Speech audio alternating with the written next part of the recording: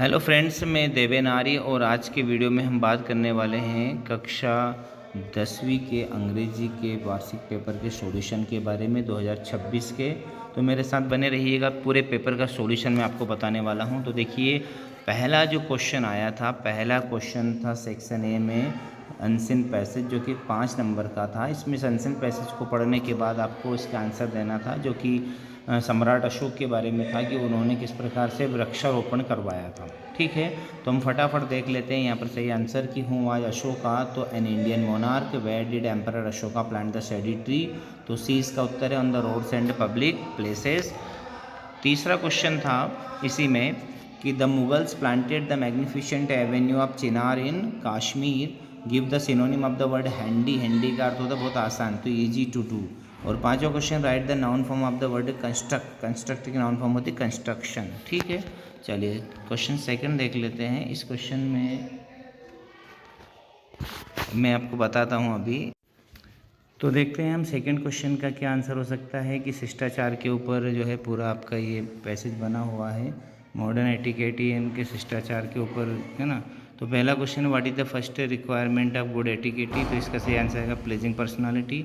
What is the word accent mean. Accent का अर्थ होता है वे ऑफ स्पीकिंग। और what does modern etiquette include the clear idea of day to day topics and happenings. चौथा है, what is modern etiquette. तो modern etiquette क्या है, तो एक आर्ट है। इसका डी से उत्तर रहेगा, give the opposite word of modern. Modern का होता है एंशिएंट। ठीक है, चलिए सेक्शन बी के बारे में बात करते हैं। सेक्शन बी में एक क्वेश्चन है कि आपको इसको पढ़ के जो है इसके नोट से बनाना है। तो हार्ट के ऊपर है, ह्यूमन बॉडी में जो हार्ट होता है ना, उसमें एक पेस मेकर होता है, वहीं से ब्लड जो है सर्कुलेट होता है, उसमें ब्लड में ऑक्सीजन होता है, इनके सबके बारे में है। तो on the basis of your reading of the above passage make notes on it. तो इसका सही आंसर रहेगा हार्ट पेस मेकर के बारे में जो है लिखा है। तो हम कुछ लाइनें लिख देंगे चुनिंदा, और सूटेबल टाइटल भी इसका हार्ट पेस मेकर रहेगा। ठीक है, क्वेश्चन 4 में आपको एप्लीकेशन आई थी जो है फीस कंसेशन के ऊपर। इसके बाद में इसके अथवा में एक फ्रेंड को आपको आपकी सिस्टर के मैरिज सेरेमनी में इनवाइट करना, उसके बारे में लेटर लिखना था। पांचों क्वेश्चन में कोई ऐसे लिखना था। छठे क्वेश्चन में आपको पिक्चर गाइडेड कंपोजिशन लिखना था। अगर आपको इसको अच्छे से सीखना है तो आप चैनल पर वीडियो है उसको ज़रूर देखिएगा। इस पिक्चर में देहात में महिला गाँव में जो है एक उपले बना रही है गोबर के, और कोई व्यक्ति पानी लेके आया है। तो इस पिक्चर को देख के कुछ लिखना था आपको। ठीक है, सेक्शन सी में ग्रामर में हम बात कर लेते हैं। तो ग्रामर में जो है आई सा ए इसमें आएगा, वा केयरफुली लेस्ट यू शुड आएगा, और Rekha has been playing cricket since 2015। चलिए चौथा जो क्वेश्चन है इस खालिस्तान में वो देखते हैं कि he is hard of, Raj has many friends, और I my duty yesterday did, और we want a new car तो टू बाई है ना। तो we want to buy a new car. Do is directed में आपके सामने आंसर लिखे हैं। जैसे पहले वाले का ही इज टेकिंग टी, तो इसको पैसिव वाइज बनाना था, tea is being taken by him. Riya writes a letter, तो इसमें आएगा इसका नेगेटिव बनाना था, तो Riya does not write a letter.